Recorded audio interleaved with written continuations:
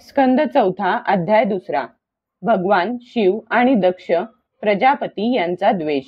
विदुरांनी विचारले, ब्रह्मन, प्रजापती, दक्ष यांचे तर कन्यांवर प्रेम होते.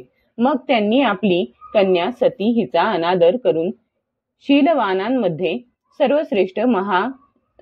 सर्वश्रेष्ठ श्री महादेवांचा द्वेष का केला? महादेव तर चराचराचे गुरु, वैररहित शांतीमूर्ती, आत्माराम आणि जगाचे परम आराध्य दैवत आहेत. त्यांच्याशी कोण आणि का बरे वैर करील? भगवन, त्या श्वशूर आणि जामात यांच्यामध्ये इतका विद्वेष कसा उत्पन्न झाला, ज्यामुळे सतीने आपल्या सोडण्यास कठीण अशा प्राणांचाही त्याग केला, हे आपण मला सांगावे. मैत्रेय म्हणाले, विदुरा, पूर्वी एकदा प्रजापतींच्या यज्ञात सर्व मोठमोठे ऋषी, देवता, मुनी आणि अग्नी आपापल्या अनुयायांसह एकत्र आले होते. त्यावेळी आपल्या तेजाने सूर्याप्रमाणे प्रकाशमान असल्यामुळे त्या विशाल सभाभवनातील अंधार दूर करणाऱ्या दक्षांना आलेले पाहून ब्रह्मदेव आणि महादेवा व्यतिरिक्त ऋषी, अग्नी इत्यादी सर्व सभासद त्यांच्या तेजाने प्रभावित होऊन आपापल्या आसनावरून उठून उभे राहिले. अशा प्रकारे सर्व सभासदांच्या कडून चांगल्या प्रकारे सन्मान प्राप्त झालेले तेजस्वी दक्ष जगतपिता ब्रह्मदेवांना प्रणाम करून त्यांच्या आज्ञेने आपल्या आसनावर बसले. परंतु महादेवांना पहिल्यापासूनच बसून राहिलेले पाहून आपला अनादर केला असे वाटून दक्षांना त्यांचा हा व्यवहार सहन झाला नाही. त्यांनी त्यांच्याकडे तिरप्या नजरेने अशा रीतीने पाहिले की जणू त्यांना ते क्रोधाग्नीने जाळून टाकतील. नंतर ते म्हणाले, देव आणि अग्नींसहित समस्त ब्रह्मर्षीगण हो, माझे म्हणणे ऐका.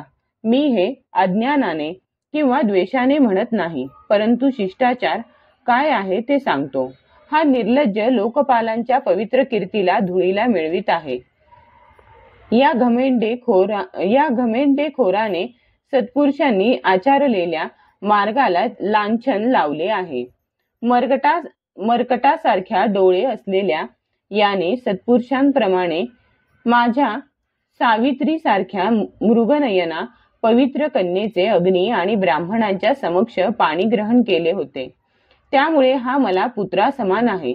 याने उठून उभे राहून मला प्रणाम करायला हवा होता, परंतु याने वाणीने सुद्धा माझा सत्कार केला नाही. अरे रे, शूद्राला वेद शिकवावेत, त्याप्रमाणे मी इच्छा नसतानाही याला आपली सुकुमार कन्या दिली. हा तर सत्कर्मे न करणारा, नेहमी अपवित्र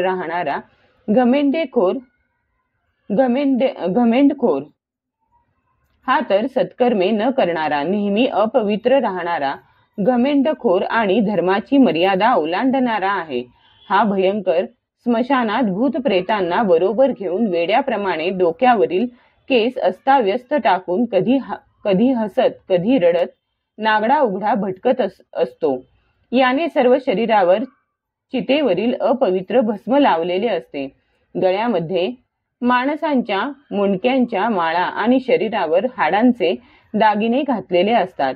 हा तर केवळ नावाचाच शिव आहे, प्रत्यक्षात अशिव, अमंगल रूप, स्वतः वेडा असून वेड्यांनाच प्रिय वाटणारा आहे. भूत प्रेत पिशाच आदी केवळ तमोगुणी जीवांचा हा नेता आहे. अहो, मी केवळ ब्रह्मदेवाच्या सांगण्यावरून अशा भूतांचा सरदार, आचारहीन आणि दुष्ट स्वभाव असणाऱ्याला माझी सुंदर कन्या दिली. मैत्रेय म्हणाले, विदुरा, दक्षांनी या प्रकारे महादेवांची फार निंदा केली, तथापि त्यांनी कोणताच प्रतिकार केला नाही. यामुळे दक्षांच्या क्रोधाचा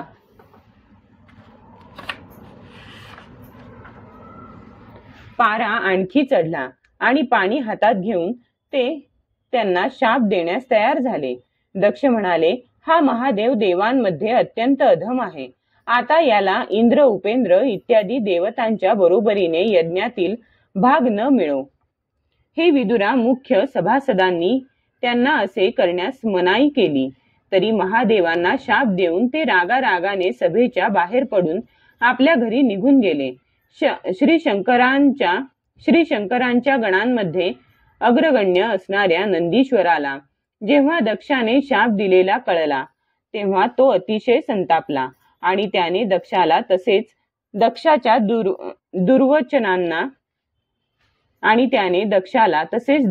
दुर्वचनांना मान्यता देणाऱ्या ब्राह्मणांना भयंकर शाप दिला. तो म्हणाला, जो या मर्त्य शरीराचा अभिमान बाळगून कोणाचाही द्रोह न करणाऱ्या भगवान शंकरांचा द्वेष करतो तो भेदबुद्धीचा मूर्ख दक्ष तत्वज्ञानाला विनमुख राहील. हा चातुर्मास्य यज्ञ करणाऱ्याला अक्षय पुण्य प्राप्त होते इत्यादी अर्थवादरूप देववाक्यांनी मोहित आणि विवेकभ्रष्ट होऊन विषय सुखाच्या इच्छेने क्षुद्र धर्ममय अशा गृहस्थाश्रमात आसक्त राहून कर्मकांडातच मग्न असतो. याची बुद्धी देहादिकांमध्येच आत्मभाव मानणारी असल्याने हा आत्मस्वरूपाला विसरलेला पशु आहे. हा अत्यंत स्त्रीलंपट होऊन लवकरच त्याचे तोंड बोकडासारखे होईल. कर्ममय अविद्येलाच विद्या समजणारा हा मूर्ख आणि जे याच्या मागे लागून भगवान शंकरांचा अपमान करणारे आहेत ते सर्व जन्म मरण रूप संसार चक्रात पडून राहोत.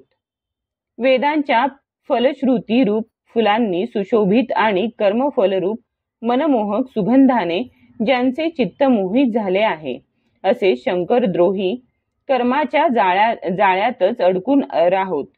हे ब्राह्मण लोक भक्ष अभक्षाचा विचार सोडून केवळ पोट भरण्यासाठीच विद्या तप आणि व्रतादिकांचा आश्रय घेऊन तसेच धन शरीर आणि इंद्रियांच्या सुखाला सुख मानून त्यांचे गुलाम होऊन जगात भीक मागत भटकत राहोत. नंदीने